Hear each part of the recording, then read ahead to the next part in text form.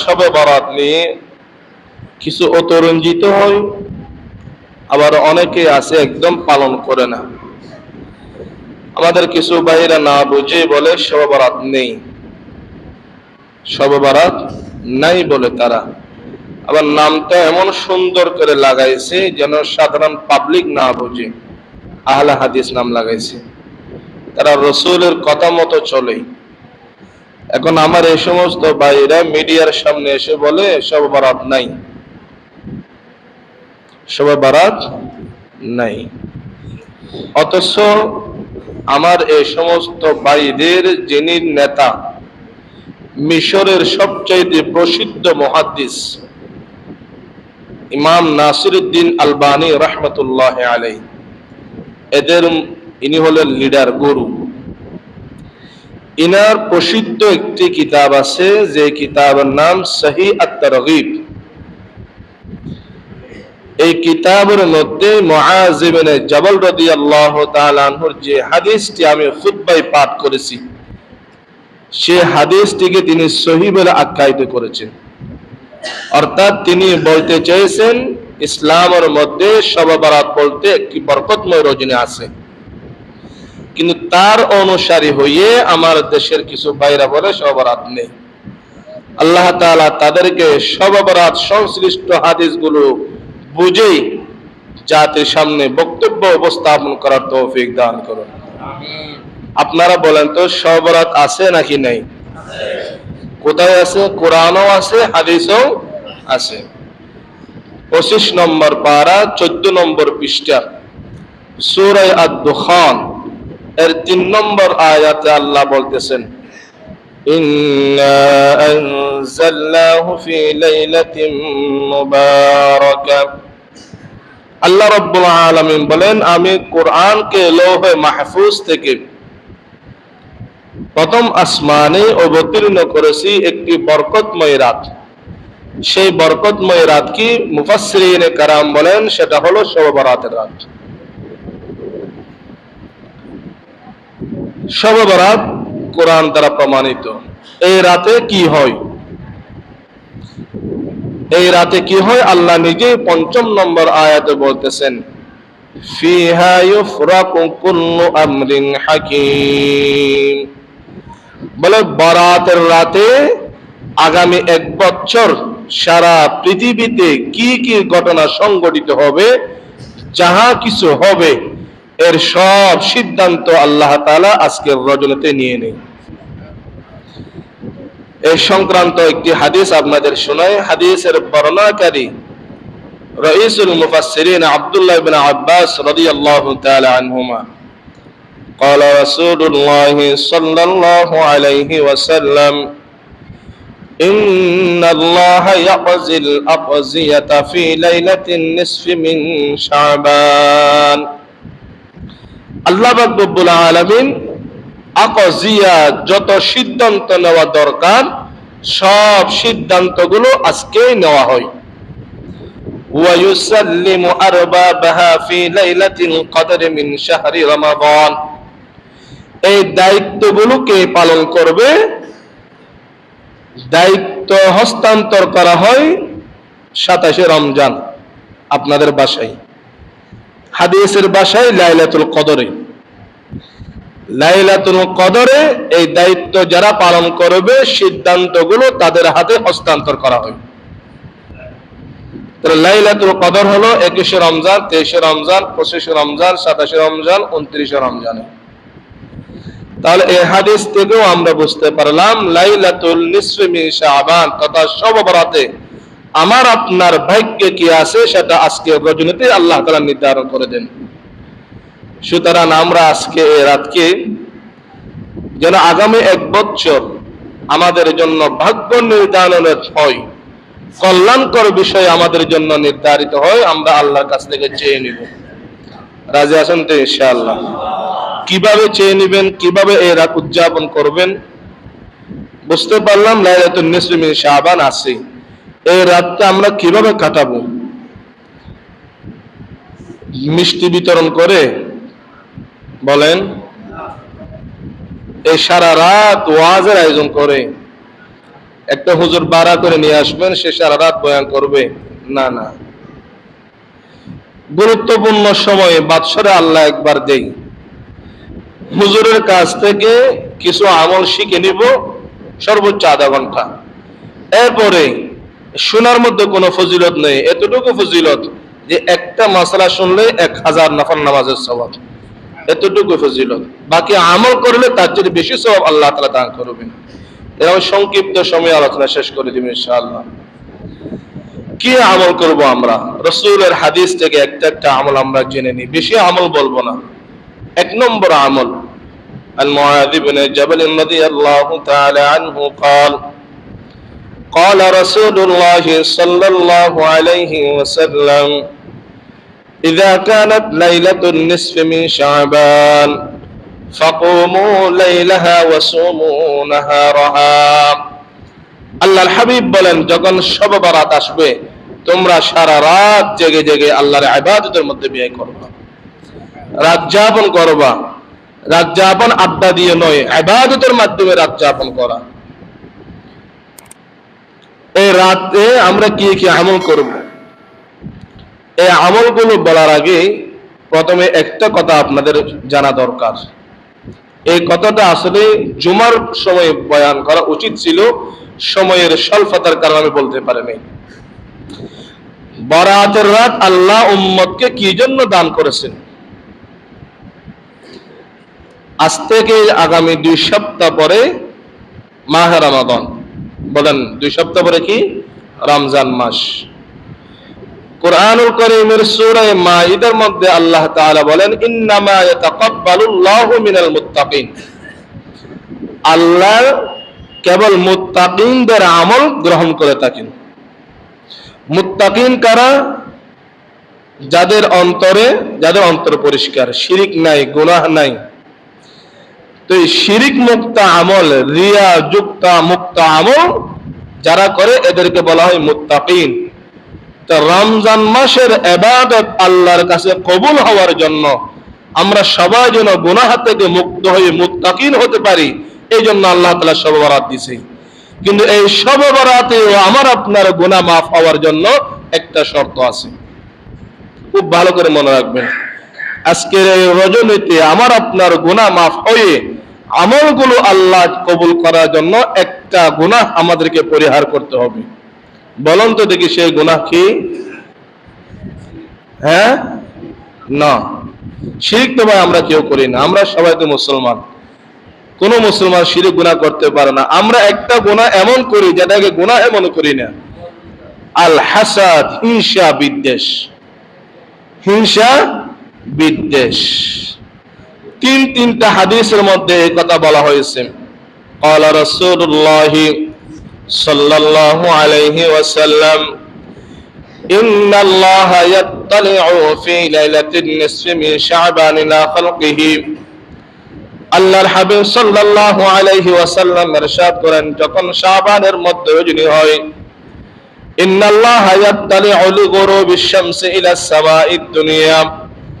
আল্লাহ পাক রব্বুল আলামিন সূর্য অস্তের সাথে সাথে বান্দার প্রতি বিশেষ দৃষ্টি দান করেন। ফায়াগফিরু লিজামি'i খালকিহি। আল্লাহর যত বান্দা আছে সমস্ত বান্দার গুনাহগুলো আল্লাহ maaf করে দেয়।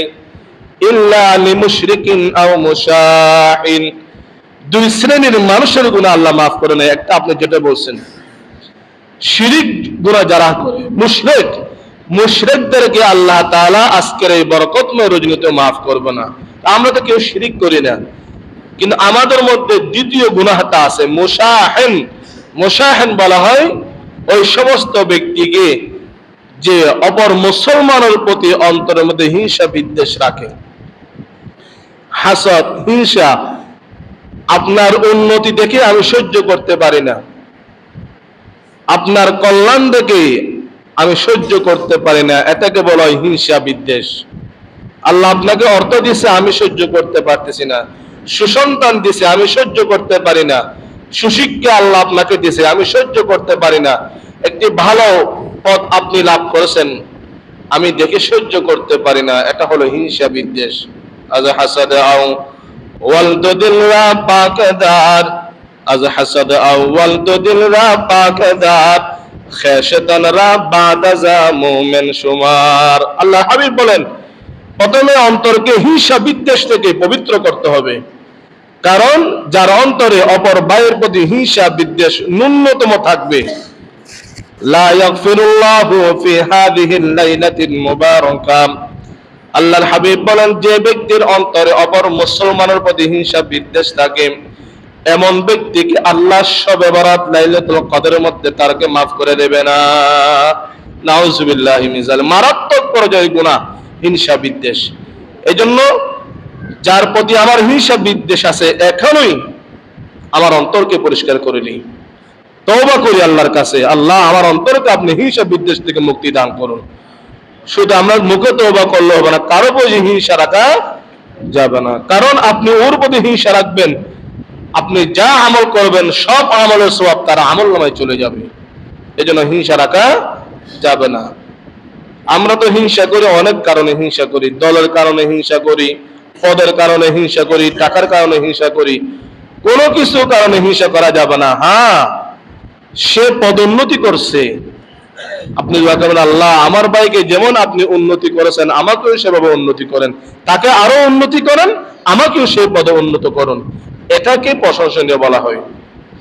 মুহতারাম হাজরিন, এই শবে বরাতে আপনার গুনাহ আমার গুনাহ মাফ হওয়ার জন্য এক নম্বর এবং একমাত্র শর্ত হলো অন্তরকে কি করা?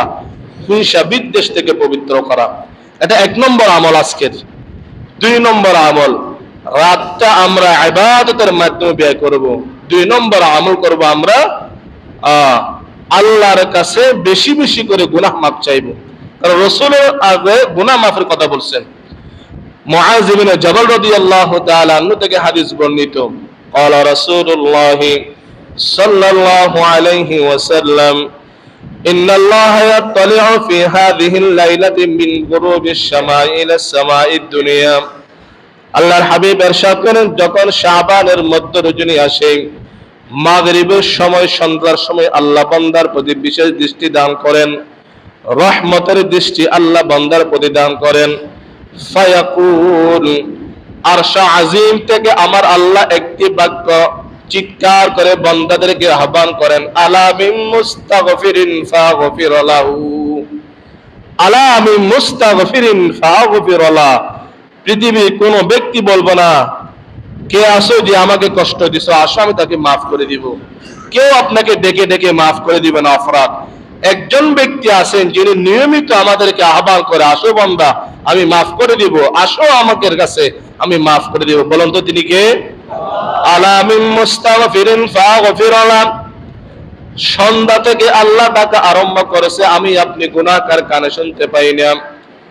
আল্লাহর খাঁটি ওলি যারা আছে তারা ঠিকই এই আওয়াজ শুনতে পায়। আল্লাহ বলতেছেন, আলা মিন মুস্তাগফিরিন, হে বান্দা গুনাহ মাফ চাও, আমি গুনাহ মাফ করে দেব। আলা মিন মুস্তারজিকিন ফারজুকাহু, এমন কোন ব্যক্তি আছো কি যে রিজিকের অভাবে কষ্ট পাইতেছো, আজকে রাতে আমার কাছে রিজিকের জন্য দোয়া করো। ফারজুকাহু, আজকে রাতে রিজিকের জন্য দোয়া করবা। আগামী শাবান পর্যন্ত তোমার রিজিকের দায়িত্ব আমি আমার আল্লাহর হাতে নিয়ে নিলাম। সুবহানাল্লাহ। ফারজুকাহু, আগামী এক বছর তোমার রিজিকের দায়িত্ব কার হাতে? আল্লাহ।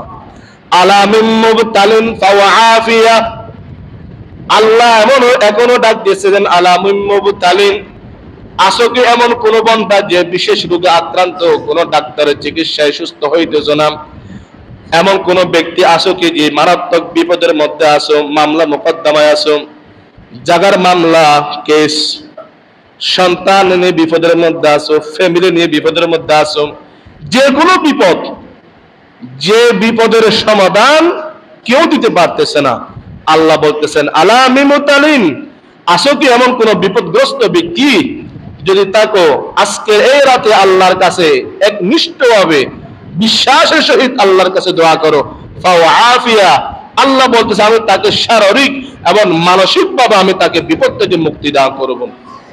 বল হুজুর কতক্ষণ ডাকবে? হাত্তা ইয়াতুল আল ফজর, যতক্ষণ মুয়াজ্জিন ফজরের আযান দিবে না ততক্ষণ পর্যন্ত আল্লাহর এই আহ্বান অব্যাহত থাকবে। আল্লাহ পাক রব্বুল আলামিন আমাদের প্রত্যেককে আজকের এই রাতে গুনাহ মাফ চাওয়ার তৌফিক দান করুন। তাহলে 2 নম্বর আমল পেলাম, আল্লাহর কাছে কি চাওয়া?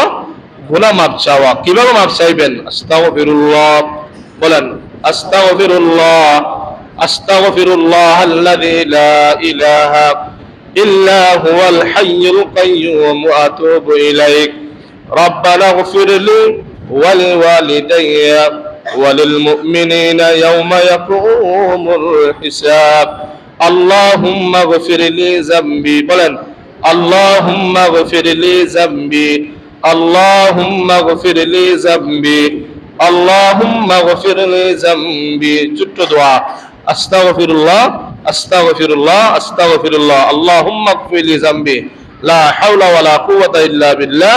এগুলো পড়ে পড়ে আল্লাহর কাছে কি চাইবো? গুনাহ মাফ চাইবো। 3 নম্বর আমল সালাতুত তাসবিহ।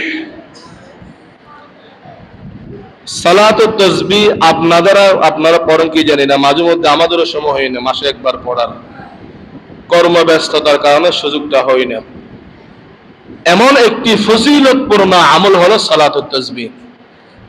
রাসূল আকরাম সাল্লাল্লাহু আলাইহি ওয়াসাল্লাম নিজের আপন চাচা আব্বাস রাদিয়াল্লাহু তাআলা আনহুকে নিজেই শিক্ষা দিচ্ছেন, এ আমার চাচা, আপনাকে কি এমন একটি নামাজ, নফল নামাজ কি আমি শিখাবো, যে নফল নামাজটি আপনি সঠিকভাবে আদায় করলে আপনার জীবনের সমস্ত গুনাহ আল্লাহ তাআলা মাফ করে দিবেন।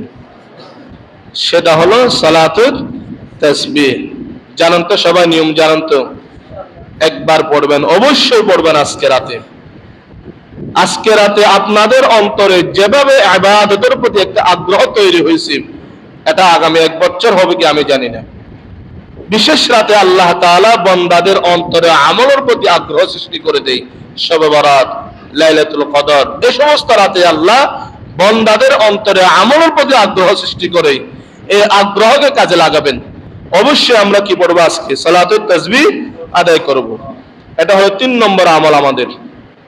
4 নম্বর আমল, আমাদের দেশে একটা ভুল একটা কথা আছে। অনেকেই জিজ্ঞাসা করে, হুজুর সব রাতের নামাজ কয় রাকাত? 4 রাকাত। এখনো বলতেছে সব রাতের নির্দিষ্ট কোনো নামাজ নাই, শবে কদরের কোনো নির্দিষ্ট নামাজ নেই, শবে বারাতের কোনো নির্ধারিত নামাজ নেই। আরে ভাই, নির্ধারিত করলে তো আমাদের লস। যদি বলা হয় শবে বারাতের নামাজ 12 রাকাত, তাহলে আমাদের যদি মন চায় 16 রাকাত পড়বো, তাহলে 4 রাকাতের সওয়াব থেকে তো আমরা বঞ্চিত হলাম। আল্লাহ রহম করে, দয়া করে আমাদেরকে নামাজ নির্ধারিত করে দেয় নাই, যত মন চায় তত নামাজ পড়বা, কেবল 4 রাকাত কেন পড়বো? সালাতুত তাসবিহ 4 রাকাত। বারাতের নির্দিষ্ট কোনো নামাজ নেই। সালাতুল লাইলি মাসনা মাসনা মাসনা, রাতের যে কোনো নফল নামাজ কয় রাকাত করে পড়বো? 2 রাকাত করে পড়বো, যতটা মন চায় ততটা পড়বো। তাড়াহুড়া করে 40 রাকাত পড়ার চাইতে নিয়মতান্ত্রিক সুন্নত ভাবে 4 রাকাত পড়লে 1000 গুণ সওয়াব আল্লাহ আমাদেরকে দান করবেন। এই জন্য আমরা নিয়মতান্ত্রিক পড়বো, সুন্নত সহকার পড়বো। এই হলো 4 নম্বর আমল। 5 নম্বর আমল, জিকির করব। জিকির করব। কোন জিকির বেশি করব? যে জিকির আমার আল্লাহ, আমার রাসূল আমাদেরকে শিক্ষা দিলেন। আমি বলতেছি না ইল্লাল্লাহ ইল্লাল্লাহ জিকির করেন, সেটাও আমি বলতেছি না। আবার ইল্লাল্লাহর জিকির জায়েজ নাই, সেটাও আমি বলি না। আমি বিতর্কের ঊর্ধ্বের ব্যক্তি।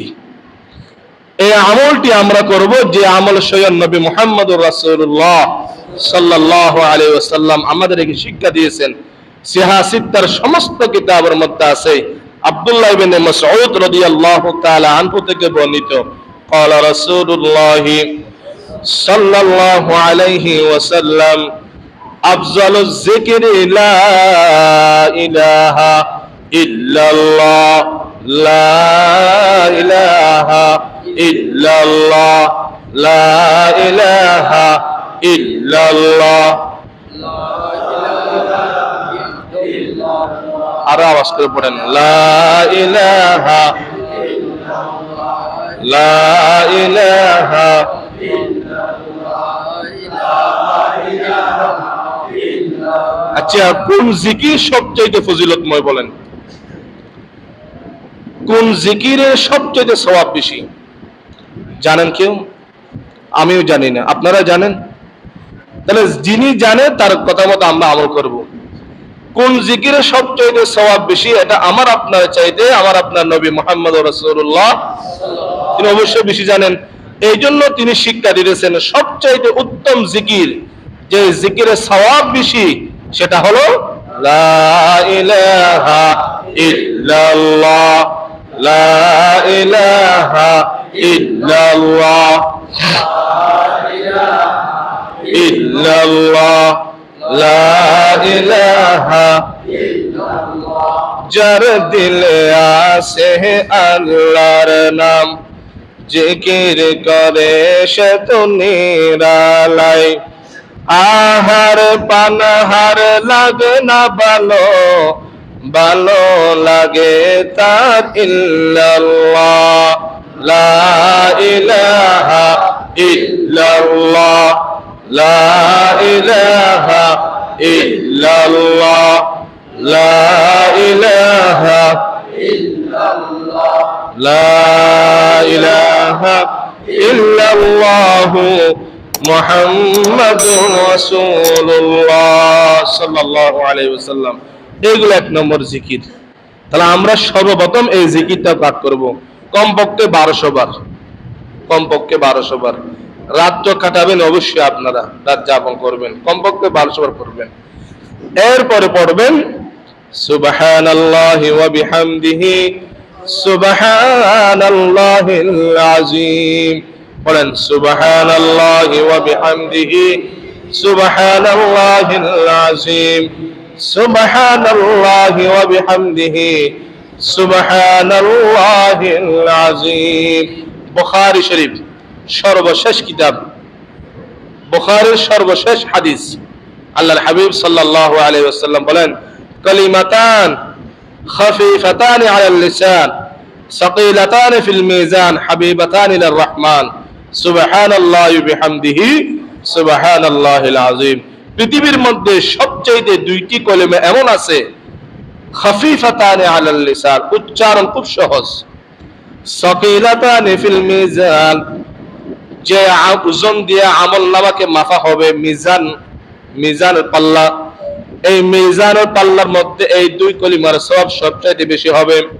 হাবিবাতান ইলার রহমান, যত তাসবিহ আমরা পাঠ করি দুনিয়ার মধ্যে সবচাইতে আল্লাহর কাছে প্রিয় তাসবিহ হলো দুইটি তাসবিহ। কোন তাসবিহ? সুবহানাল্লাহি ওয়া বিহামদিহি সুবহানাল্লাহিল আযীম, সুবহানাল্লাহি ওয়া বিহামদিহি সুবহানাল্লাহিল আযীম। তাহলে আমরা জিকির দুইটা পেলাম, একটা জিকির লা ইলাহা ইল্লাল্লাহ, আর একটা জিকির হলো কি সুবহানাল্লাহি ওয়া বিহামদিহি সুবহানাল্লাহিল আযীম। এই দুইটা করতে করতে যখন মন চাইবে আরেকটু নতুন জিকির করি, তাহলে আরেকটা নতুন জিকির আছে। গত জুমার না আগে জুমা বলেছিলাম, মেরাজের রজনীতে আমাদের সকলের জাতীয় পিতা, জাতির পিতা ইব্রাহিম আলাইহিস সালাতু ওয়াস সালাম রাসূলের সাথে যখন সাক্ষাৎ হয়েছিল, কি বলছিল?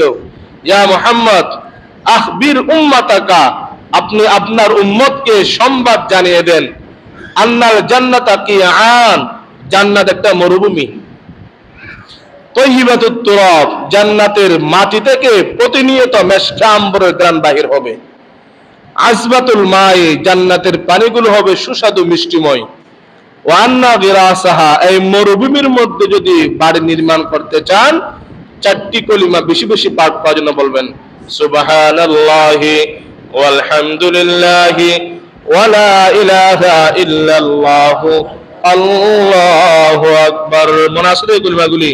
সুবহানাল্লাহ, আলহামদুলিল্লাহ, লা ইলাহা ইল্লাল্লাহু আল্লাহু আকবার। এই চারটি কলিমা 3 নম্বরে আমরা রাখবো। এই সুবহানাল্লাহর ফজিলত অনেক আছে, একটা হাদিস আপনাদের শুনাই। মিশকাতের মধ্যে হাদিসটি পাবেন, মান ক্বালা সাবহানাল্লাহ, মান সাবহানাল্লাহ মিআতান বিল গাদাত ওয়া মিআতান বিল আশিজি, যে ব্যক্তি 100 বার সুবহানাল্লাহ পাঠ করবে, কানা কামান হাজ্জা মিআতা হাজ্জাতিন তাম্মা, আল্লাহ রাসূল বলেন 100 বার সুবহানাল্লাহ পাঠ করলে 100টা পূর্ণাঙ্গ হজের সওয়াব আল্লাহ আমাদের আমলনামায় দান করবেন। বেশি কষ্ট হবে এটা পড়তে? সুবহানাল্লাহ সুবহানাল্লাহ সুবহানাল্লাহ সুবহানাল্লাহ সুবহানাল্লাহ সুবহানাল্লাহ সুবহানাল্লাহি সুবহানাল্লাহ। কয়বার পড়ছেন এখন? আমি হিসাব করছি মনে মনে, আমি 10 বার পড়ছি। আর আপনারাও আমার সাথে 10 বার পড়ছেন অবশ্যই। এই মুহূর্তে আমাদের আমলনামায় যদি রাসূলের কথা সত্য হয়, 1000 হজের সওয়াব আমাদের আমলনামা আল্লাহ দান করেছেন। অল্প আমল কি বেশি, সওয়াব বেশি। এটা একমাত্র উম্মতে মুহাম্মাদীকে আল্লাহ তাআলা দান করেছেন। সুবহানাল্লাহি ওয়া বিহামদি। জিকির কয়টা পেলাম? 4টা জিকির পেলাম। 1 নম্বর লা ইলাহা ইল্লাল্লাহ, 2 নম্বর সুবহানাল্লাহি ওয়া বিহামদিহি সুবহানাল্লাহিল আযীম, 3 নম্বরে 4টি কলিমা সুবহানাল্লাহ আলহামদুলিল্লাহ লা ইলাহা ইল্লাল্লাহ আল্লাহু আকবার। আরেকটা তাসবিহ পড়বেন, এটাও গত জুমায় বলেছিলাম। আল্লাহর আরশে আজিমের নিচে বিশেষ কিছু আমল আছে, স্পেশাল আমলের ভান্ডার। এগুলো কোন উম্মতকে আল্লাহ দেয় নাই, কেবল আমাদের নবীকে উম্মত তথা আমাদেরকে আল্লাহ দিবেন। সেটা কি? লা হাওলা ওয়ালা কুওয়াতা ইল্লা বিল্লাহ। লা হাওলা, গুনাহ থেকে বাঁচার শক্তি আমাদের কারো নেই, ওয়ালা কুওয়াতা, ইবাদত করার সামর্থ্য আমাদের কারো নেই, ইল্লা বিল্লাহ। কিন্তু আল্লাহ রহম করে যাকে গুনাহ থেকে বাঁচায়, আল্লাহ দয়া করে যাকে ইবাদতের শক্তি দেয়, সেই একমাত্র আল্লাহর ইবাদত করতে পারে। এই হলো এই অর্থ। এজন্য আমরা 4 নম্বরে এটা রাখবো, লা হাওলা ওয়ালা কুওয়াতা ইল্লা বিল্লাহ, লা হাওলা ওয়ালা কুওয়াতা ইল্লা বিল্লাহ, লা হাওলা ওয়ালা কুওয়াতা ইল্লা বিল্লাহ। কয়টি বললাম এখন আমল? 4টা জিকির। 1 নম্বর লা ইলাহা ইল্লাল্লাহ, 2 নম্বর সুবহানাল্লাহি ওয়া বিহামদিহি সুবহানাল্লাহিল আযীম, 3 নম্বর 4 কলিমা সুবহানাল্লাহ আলহামদুলিল্লাহ লা ইলাহা ইল্লাল্লাহ আল্লাহু আকবার, 5 নম্বর লা হাওলা ওয়ালা কুওয়াতা ইল্লা বিল্লাহ। এতটুকু আমল করতে পারলে যথেষ্ট। সর্বশেষ আমরা কিয়ামুল লাইল, তাহাজ্জুদের নামাজ পড়ব। তাহাজ্জুদের নামাজ সর্বনিম্ন কয় রাকাত? 4 রাকাত। এখন বলেন না, তাহাজ্জুদের নামাজ সর্বনিম্ন কয় রাকাত? 4 রাকাত। আর সর্বোচ্চ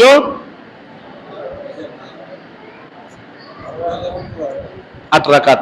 সর্বোচ্চ কয় রাকাত? 8 রাকাত। তাহাজ্জুদের নামাজের সওয়াব অনেক বেশি। তাতাজাফা জুনুবুহুম আনিল মাদাজি ইয়াদউনা রাব্বাহুম খাওফান ওয়া তামাআ।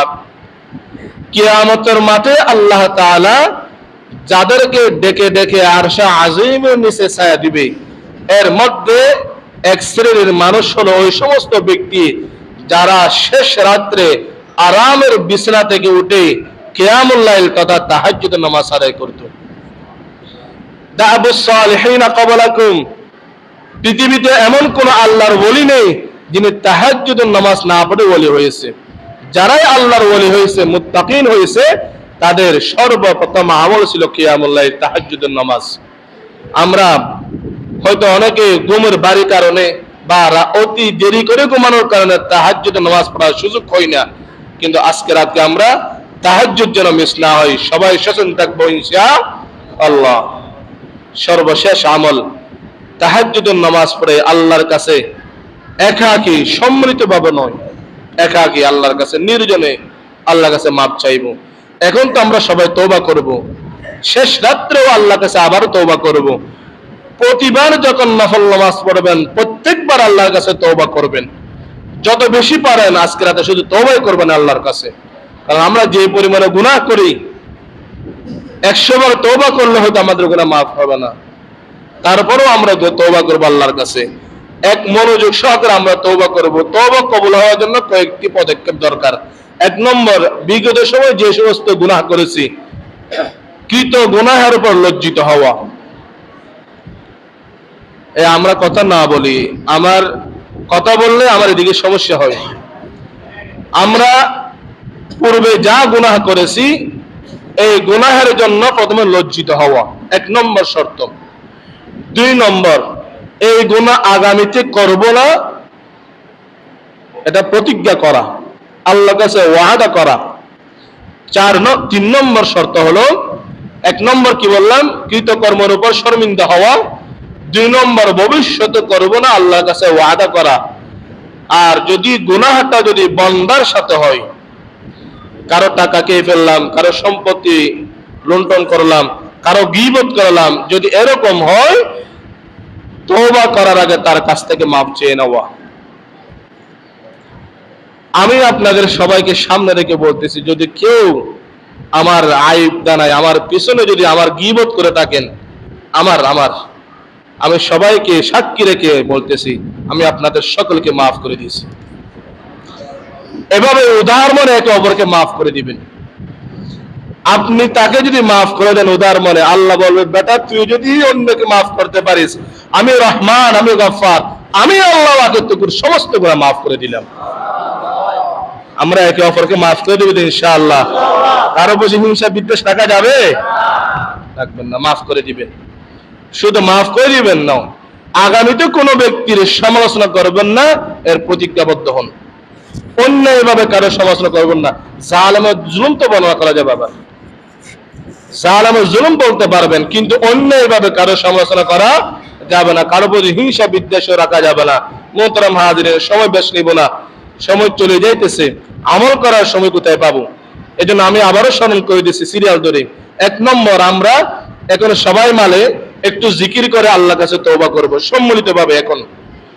এরপরে সর্বপ্রথম আমাদের আমল হবে একাকীভাবে সালাতুল হাজত করে আল্লাহর কাছে গুনাহ মাফ চাওয়া, 1 নম্বর আমাদের। এরপর 2 নম্বর আমরা সালাতুত তাসবিহ পাঠ করব। 3 নম্বরে আমরা জিকির করব। জিকির যে 4টি শিখিয়ে দিলাম, এগুলো করলে যথেষ্ট, এর বেশি করার দরকার নেই। 5 নম্বরে আমরা কিয়ামুল লাইল, যে যত পারি নফল নামাজ পড়ব। 6 নম্বর, শেষ রজনীতে গিয়ে রাতের 3-এর অর্ধেক যখন অতিক্রম হবে, আজকে কমপক্ষে 8 রাকাত তাহাজ্জুদ নামাজ আদায় করব। সর্বশেষ 7 নম্বর আমল হলো, আমরা আল্লাহর কাছে এখানে বসে হোক বা বাড়িতে বসে হোক, পরিবারকে নিয়ে হোক, বিবিকে সাথে নিয়ে আল্লাহর কাছে মাফ চাইব। আপনি আপনার বিবিকে মাফ করে দিবেন, বিবির কাছ থেকে আপনি মাফ চেয়ে নিবেন। কি মাফ চাইলে কি ছোট হয়ে যাবেন নাকি? বিবির কাছ থেকে মাফ চাওয়া যায় না? কত কষ্ট করে আমাদের জন্য, সন্তানের জন্য। একটা সন্তান লালন পালন করা মায়ের চেয়ে আর কেউ বেশি বুঝে না। বিবি অসুস্থ হলে বুঝতে পারেন কতটা কষ্ট তারা করে। বিবির কাছ থেকে মাফ চেয়ে নেবেন। না বুঝে অনেক কটু কথা আমরা তাদেরকে বলি, আজকে রাতে তাদের কাছ থেকে মাফ চেয়ে নেবেন। আল্লাহ পাক রব্বুল আলামিন সামান্য যতটুকু আমলের কথা আমি আপনাদের সামনে বললাম, সর্বপ্রথম আমি গুনাহগারকে সেগুলো আমল করার, আপনারা যারা শুনছেন প্রত্যেকে আমল করার চেষ্টা করবেন। আল্লাহ তাআলা সবাইকে তৌফিক দান করুন, আমিন। এখন বাড়িতে গিয়ে আপনার বিবি, সন্তান, মহিলারা যারা আসতে পারে নাই বা মাইকের আওয়াজ এতটুকু যায় না, আমি জানি না মাইকের আওয়াজ বাইরে দিছে কিনা, দিলে আশেপাশে গুলো শুনবে, দূরগুলো শুনবো না, তাদেরকে শিখাবেন আজকে আমলগুলো করো। এই আমলের কারণে আজকে লাইলাতুল বারাতে পূর্ণ হবে। যে উদ্দেশ্যে আল্লাহ তাআলা আমাদেরকে মহামান্বিত রজনী দান করেছেন, সেটা সফল হবে। আল্লাহ পাক রব্বুল আলামিন সবাইকে তৌফিক দান করুন, আমিন। এখন আমরা সামান্য কিছু 5 মিনিট সময় সবাই মিলে একটু জিকির করব, এরপরে দোয়া করে ইনশাআল্লাহ আমরা একাকী প্রত্যেকে নিজ নিজ আমলে আমরা সালাতুত তাসবিহ নিয়ম আছে। এটা হলো 2 জনের নিয়ম আছে, সবচেয়ে যেটা সহজ সেটাই বলি। অনেক সময় দ্বিতীয় সেজদা থেকে উঠে যদি পড়তে হয়, হিসাব মিল থাকে না। এবার সহজটা আপনাদের বলি। প্রথমে নিয়ত বাঁধবেন, খুব সবাই ভালো করে খেয়াল করেন, আল্লাহু আকবার বলে নিয়ত বাঁধবেন। প্রথমে সানা পড়বেন, সুবহানাকাল্লাহুম্মা ওয়া বিহামদিকা ওয়া তাবারাকা ইসমুকা ওয়া তাআলা জাদ্দুকা ওয়া লা ইলাহা। এরপরে তাসবিহ পাঠ করবেন 15 বার। কত তাসবিহ বলেন তো? আলহামদুলিল্লাহি ওয়া লা ইলাহা ইল্লাল্লাহ 15 বার। এরপরে আউযু বিল্লাহ বিসমিল্লাহ পরে সূরা ফাতিহা, সূরা কিরাত পড়বেন। রুকুতে যাওয়ার আগে আবার 10 বার পড়বেন। পড়ার সময় আপনাকে হাত ছেড়ে দিতে হবে না, হাত বাঁধা অবস্থায় 10 বার পড়বেন। তাহলে কিরাত শুরু করার পূর্বে 15 বার, কিরাত শেষ করেই বলেন কতবার হলো? 25। রুকুতে গিয়ে 3 বার সুবহান রাব্বিয়াল আযীম বলে 10 বার তাসবিহ পাঠ করবেন। 25 আর 10 এ 35। সামিআ আল্লাহু লিমান হামিদা বলে দাঁড়িয়ে আবার 10 বার পড়বেন। 45। আল্লাহু আকবার বলে প্রথম সিজদাতে গিয়ে 3 বার সুবহান রাব্বিয়াল আ'লা বলে 10 বার পাঠ করবেন। তাহলে 45 আর প্রথম সিজদায় 10 বার 55। প্রথম সিজদা থেকে উঠেই বসেই কি পড়বেন? আল্লাহুম্মা গফিরলি ওয়ারহামনি ওয়াহদিনি ওয়ারযুকনি ওয়াআফিনি। এটা পড়ে আবার 10 বার। 55 আর 10 এ 65। দ্বিতীয় সিজদায় গিয়ে তাসবিহ পড়ে আবার 10 বার পড়বেন। কত হলো? এরপর তাকবীর বলে সোজা দাঁড়িয়ে যাবেন। যদি এখানে দ্বিতীয় সিজদার পরে বসে যদি পড়তে হয় অনেকের হিসাব গন্ডগোল হয়ে যায়। এটা সবচেয়ে সহজ। দাঁড়িয়ে আবার 15 বার কিরাতের আগে পড়বেন। এরপরে বিসমিল্লাহ পড়ে কিরাত শুরু করবেন, আগের নিয়মে পড়বেন। বুঝাইতে পারছি এখন? এভাবে সালাতুত তাসবিহ কমপক্ষে একবার হলে পড়বেন আজকে। বেশি পড়লে কোনো সমস্যা নেই। কমপক্ষে কয়বার? একবার। রাসূল আকরাম সাল্লাল্লাহু আলাইহি ওয়াসাল্লাম নিজের আপন চাচা আব্বাসকে বললেন প্রতিদিন একবার হলে পড়বেন। আজ প্রতিদিন পড়া সম্ভব না হয় সপ্তাহে একবার। সপ্তাহে একবার পড়ার যদি সুযোগ না হয় মাসে একবার।